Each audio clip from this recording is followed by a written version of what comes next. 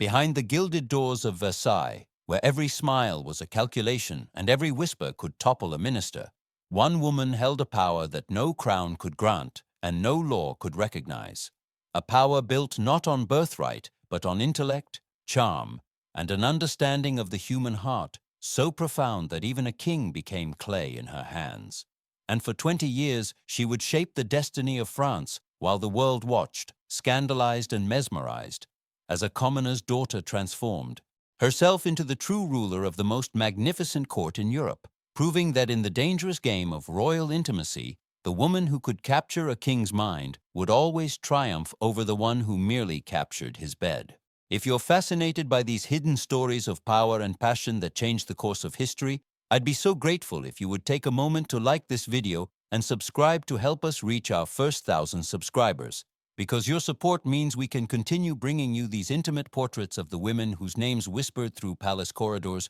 and whose influence extended far beyond the bedroom. Women like Jeanne-Antoinette Poisson, who would become Madame de Pompadour, the mistress who proved that true power lies not in titles bestowed, but in minds awakened. She was born in 1721 into a world that should have limited her to obscurity, the daughter of a disgraced financier who fled France to escape charges of embezzlement, leaving his wife Louise to raise their daughter in circumstances that were comfortable but hardly aristocratic. Yet from her earliest years, Jeanne-Antoinette possessed something that transcended social position, an extraordinary beauty certainly, with delicate features and eyes that seemed to hold entire conversations, but more importantly, an intelligence so sharp and a charm so natural that those who met her found themselves enchanted before they understood why. And her mother, whether through ambition or genuine belief in her daughter's destiny, had her educated far beyond what was typical for a girl of her station, ensuring she could discuss philosophy with the learned, appreciate art with the cultured, and move through society with a grace that made her origins irrelevant. There was a fortune-teller, as there often seemed to be in stories of destiny, who told the young Jeanne-Antoinette that she would one day reign over the heart of a king, and whether this was genuine prophecy or clever invention, the girl began to think of herself as someone marked for extraordinary things, studying not just the arts of conversation and deportment, but the deeper arts of understanding human nature, of knowing when to speak and when to listen, when to dazzle and when to comfort. Skills that would serve her far better than any noble lineage when the time came to capture the attention of Louis XV. She married at 19 to Charles Guillaume Lenormand d'Étiolles, a nephew of her guardian, a man of wealth and position who could offer her entry into the circles where she needed to be seen, and for a few years she played the role of devoted wife and mother, bearing a son who died in infancy and a daughter who would survive her, but all the while she was watching, learning, positioning herself in the places where the king might notice her, riding through the forest of Senart where he hunted, appearing at the balls and gatherings where his eye might fall upon her. And she was patient because she understood that timing was everything, that a woman who seemed too eager would be dismissed as merely ambitious, while one who appeared naturally in a man's path would seem like destiny itself. Louis XV, in 1745, was 35 years old, handsome in the way that kings are handsome when flattery and power smooth away imperfections, married to a Polish princess who had given him 10 children and whom he respected but did not love with any passion. And he had taken mistresses as French kings did, as was expected, but none had truly engaged his mind or his heart in any lasting way. And he was, despite all his power and all the beauty constantly offered to him, profoundly lonely in the way that people surrounded by thousands can be when no one dares to see them as simply human, as vulnerable, as capable of doubt and fear and the need for genuine connection. The U-Ball of February. 1745 was one of those elaborate masked affairs that Versailles specialized in, where everyone pretended not to know who anyone else was, even though the pretense fooled no one, and Jeanne-Antoinette appeared dressed as the goddess Diana. And whether by accident or exquisite planning, she found herself in conversation with a man dressed as a yew tree, and the man was the king. And what passed between them in that conversation, we cannot know in its entirety. But we know its effect, because within months, the carefully constructed life she had built with her husband was quietly dissolved, her marriage annulled with the cooperation of a spouse who understood that one does not stand between a king and his desires. And by the summer she was installed at Versailles with a title hastily created for her, the Marquise de Pompadour, and tongues throughout Europe began wagging with scandalized delight at this unprecedented elevation of a woman so far beneath royal station. What shocked the court was not that the king had taken a mistress. This was entirely expected and accepted, but that he had chosen someone without noble blood, someone whose father had been a criminal, someone who had been horror of horrors, married to a commoner and living a bourgeois life, and the aristocratic ladies of Versailles, who had been positioning their daughters and nieces for years in hopes of catching the royal eye, were outraged that this nobody had succeeded where they had failed. But their outrage revealed their fundamental misunderstanding of what Louis needed, because he did not need another beautiful aristocrat who would flatter him and bore him. He needed someone who could talk to him about ideas, who could make him laugh, who could create around him an atmosphere of culture and intellectual stimulation that the rigid formality of court life suffocated. Madame de Pompadour understood this instinctively, and she set about creating not just a position for herself as royal mistress, but an entire alternative court, a circle of artists, writers, philosophers, and musicians who gathered around her and by extension around the king, transforming Versailles from merely a center of political power into a center of cultural and intellectual life. And she did this with such skill that even those who despised her low birth had to admit that she had brought something valuable to the sterile grandeur of the palace. She had brought conversation, creativity, and a sense that beautiful things were being made and important ideas were being discussed, not just power being endlessly negotiated. She commissioned paintings from François Boucher, the greatest artist of the Rococo period, and he captured her in canvas after canvas, always showing her not in seductive dishabille, as mistresses were often portrayed, but as an elegant, cultured woman surrounded by books and art. And this was deliberate, her careful construction of an image that said she was more than a king's plaything. She was his intellectual companion, his cultural advisor, his partner in creating a legacy that would outlive them both. The early years of their relationship, from 1745 to about 1750, were the honeymoon period when Louis was genuinely infatuated and Madame de Pompadour was consolidating her position, and during these years she exercised her influence carefully, never openly contradicting the king in public, never appearing to make decisions herself, but rather ensuring that the ministers she favored had the king's ear and that the policies she believed in were presented to him in the most favorable light. And this was the art she had mastered, the art of seeming to follow while actually leading, of making a man believe that the ideas she planted in his mind were his own, and this required a level of subtlety and intelligence that none of her critics possessed, which is perhaps why they resented her so deeply. Her influence on the 7 Years' War, which began in 1756, was both her greatest political achievement and the source of her greatest criticism, because she was instrumental in the dramatic reversal of French foreign policy that saw France abandon its traditional alliance with Prussia and instead ally with Austria, the diplomatic revolution, as it came to be called. And this was not a decision based on feminine whim, as her detractors claimed, but on her genuine belief, shared by certain ministers, that the balance of power in Europe had shifted and that France's interests were better served by this new alignment. But the war went badly for France. The losses were devastating both in Europe and in the colonies overseas, and the people and the aristocracy needed someone to blame, and they blamed her, calling her Madame Deficit and worse, claiming that she had led France into disaster because she was Austrian-born herself, which was not even true. She was French, but facts rarely matter when people need a scapegoat. What her critics never acknowledged was that she had no official position. She could not make policy. She could only advise, and the ultimate responsibility for every decision lay with the king and his ministers. But women in power, especially women whose power derives from intimate relationships rather than formal positions, have always been easy targets. They can be blamed for everything and credited with nothing, and Madame de Pompadour bore this burden with remarkable grace, never publicly defending herself, never engaging in the pamphlet wars that raged against her, understanding that dignity and silence were her best weapons against slander. By 1750 or so, the physical intimacy between the king and Madame de Pompadour had ended. She had never been particularly robust in health, and the stress of maintaining her position while managing the constant attacks had taken their toll. But rather than being discarded, as most royal mistresses were once the sexual relationship ended, she transformed her role into something even more secure. She became the king's closest friend, his confidant, the person he trusted above all others. And this was perhaps her greatest triumph, because physical passion fades, but genuine friendship, especially friendship with someone who understands you completely and asks nothing but to remain near you, that can last a lifetime. She helped the king find other women to satisfy his physical needs.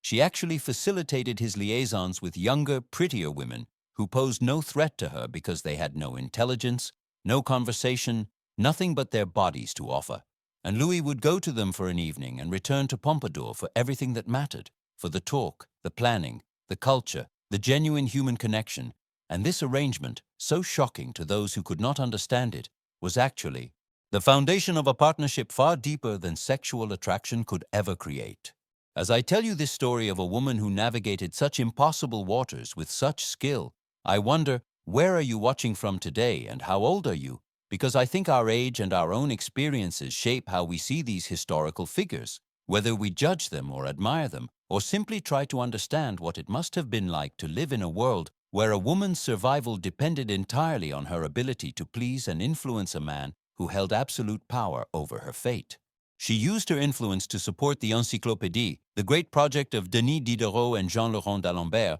to catalogue all human knowledge. And this was dangerous support because the Encyclopédie was controversial, filled with ideas that challenged the church and traditional authority, and she could easily have stayed away from such dangerous associations. But she believed in the project, believed in the value of knowledge and enlightenment, and she used her position to protect the editors when powerful forces tried to shut them down. And this was perhaps her most lasting legacy, not the military alliances or the political appointments, but her patronage of ideas, her belief that culture and knowledge mattered, that they were worth defending even when defense was costly. The philosopher Voltaire, who knew her well, wrote that she was a friend of great men and the enemy of small ones, and this captured something essential about her. She was drawn to brilliance and repelled by mediocrity. She wanted to be surrounded by people who thought and created and pushed boundaries, and she used her position to bring such people to court, to fund their work, to give them access to power, and in doing so she changed the intellectual climate of France in ways that would resonate for decades, contributing to the groundwork of the Enlightenment that would eventually, ironically, help bring down the very monarchy she served. She was never popular with the people of France, who saw her as a symbol of the extravagance and corruption they associated with Versailles, and the pamphlets that circulated against her were vicious beyond belief, depicting her as a prostitute, a witch, a demon who had enchanted the king and led France to ruin. And these pamphlets were often pornographic in their imagery, using her sexuality as a weapon against her in ways that male ministers and advisors never faced, because a woman's body and her sexual choices have always been considered fair game for public judgment in ways that men's never are. And she endured this character assassination year after year, knowing that to respond would only fuel the fire, that her only defense was to continue doing her work, to continue being indispensable to the king, to continue creating beauty and supporting brilliance even as she was depicted as the embodiment of vice. American colonists, distant as they were from the intrigues of Versailles,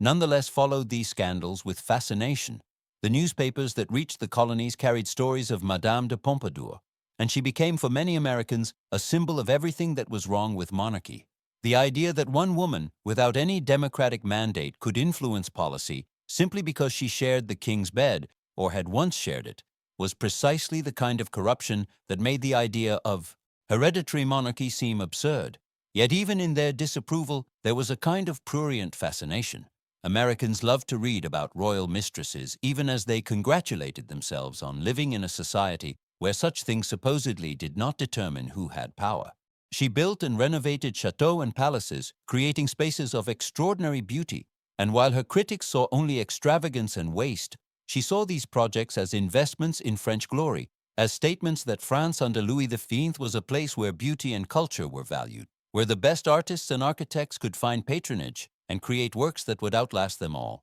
And many of the buildings she commissioned still stand today, still beautiful, still testament to her vision. And when tourists walk through them now, they are walking through her legacy, through spaces she imagined and brought into being. Her health, never strong, began to fail seriously in her late 30s. She suffered from terrible headaches, from respiratory problems that made breathing difficult, from exhaustion that no amount of rest could cure, and she knew she was dying, she must have known. Yet she continued to appear at court, continued to manage her network of influence, continued to be present for the king because she understood that the moment she withdrew, the moment she showed weakness, there would be those ready to move her aside and take her place, not in the king's bed, that was long gone, but in his confidence, in his daily life, in the position of trust she had spent 20 years building. In April of 1764, at the age of only 42, she died at Versailles, and Louis XV, who had loved her in whatever complicated way powerful men love the women who serve them, was genuinely grief-stricken, and he stood at a window watching her funeral cortege leave Versailles in the rain and supposedly said, "The Marquise will have bad weather for her journey," which was perhaps the most emotion he could safely show, given the constraints of his position, and she was buried, without the honors that would have been given to a duchess or princess of the blood, because even in death the aristocracy wanted to remind everyone that she had been a commoner, an interloper, someone who had climbed too high and held power she had no right to hold. But history, which has a longer memory than the courtiers who sneered at her funeral, has been kinder to Madame de Pompadour than her contemporaries were, recognizing that she was not simply a grasping adventuress, but a woman of genuine culture and intelligence who used the only power available to her, influence over a man, to advance causes she believed in, to protect artists and thinkers, to create beauty in a world that offered women almost no legitimate path to power or self-determination. And whether we approve of the system that required such maneuvering is beside the point. She did not create that system. She only learned to survive and thrive within it, and she did so with more grace and intelligence than most of the aristocrats who were born to privilege and squandered it. Women in courts throughout Europe watched her rise and studied her methods, understanding that she had found a formula for transforming temporary physical attraction into lasting political influence. And this was valuable knowledge in a world where women's security and power depended entirely on their relationships with powerful men. And while we might wish they had lived in a world where such calculations were unnecessary, they did not, and we do them no favors by judging them for surviving as best they could in the world as it was. The Rococo style that flourished during her years of influence, with its emphasis on elegance, pleasure, wit, and beauty, was in many ways a reflection of her aesthetic vision. And while that style would later be criticized as frivolous and decadent by those who preferred the sterner virtues of neoclassicism, there is something to be said for the belief that beauty and pleasure have value, that creating spaces and art that delight the senses is a worthy endeavor, that not everything must be serious and stern and morally improving. And she understood this, understood that after the grandiose pomposity of the Sun King's reign, France needed a lighter touch, a more human scale, a celebration of the intimate and the charming rather than the monumental and the imposing. She was childless, in effect, her only surviving child being a daughter who did not inherit her mother's position or even her title, because such things could not be passed down when they were based purely on personal relationship, and this must have been another source of pain for her, knowing that everything she had built would die with her, that there would be no dynasty of Pompadours carrying on her work, that she could leave behind beautiful buildings and supported artists, but no heir to her particular form of power. And perhaps this is why she invested so much in culture and ideas, because those at least had a chance of outlasting her in ways that children might not in the volatile world of court politics. When Americans in later centuries read about Madame de Pompadour, she became a kind of archetype, the clever woman who rose from nowhere through intelligence and charm, and this had a complicated resonance in American culture, which prided itself on being a society where merit could triumph over birth, but which also had deep anxieties about women wielding power, especially power derived from sexuality or emotional influence, rather than from voting or holding office. And so she was both admired as a self-made success and condemned as a symbol of the corruption that comes when personal relationships rather than democratic processes determine who influences policy. And both responses had some validity, because she was both those things, both brilliant and compromised, both admirable and troubling, both a feminist icon avant la lettre, and a woman who succeeded by manipulating a deeply sexist system rather than by challenging it. The question of what she could have achieved had she been born male and allowed to hold office openly rather than influence policy from behind the scenes is unanswerable but fascinating, because it seems likely that her intelligence and administrative ability would have made her an effective minister, perhaps even a great one. But that is speculation, and we can only judge her by what she actually did with the options actually available to her. And by that measure, she was extraordinarily successful, maintaining her position for 20 years in one of the most treacherous political environments in history, surviving plots and scandals and public hatred, and doing so while also pursuing her genuine passions for art and literature, and creating a legacy that transcended her role as royal mistress. The cost to her personally was immense. The constant stress, the knowledge that her security depended entirely on the favor of one man, and that any day he might tire of her or die or simply find someone new. The inability to ever truly relax or be herself because she was always performing, always managing how she appeared to the king and to the court. The loneliness of being surrounded by people who were either using her or resented her,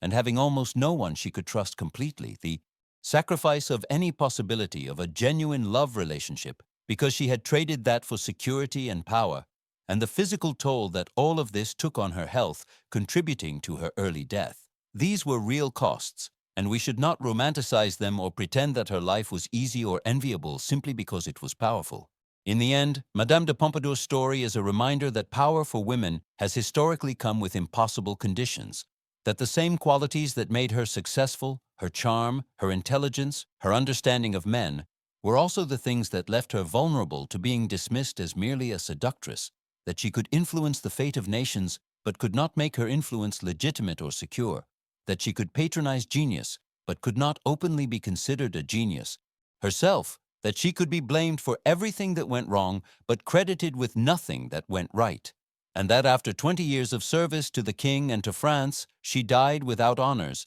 and with half the country celebrating her death, and yet she persists in memory. This woman who refused to accept the limitations of her birth and her sex, who climbed as high as it was possible to climb in her world, and who used her position not just for personal gain, but to create and protect and inspire, proving that even in the most constrained circumstances, even when the only tool available is influence whispered in a powerful man's ear, extraordinary things can be accomplished if you are brave enough and clever enough and determined enough to seize the moment when it comes.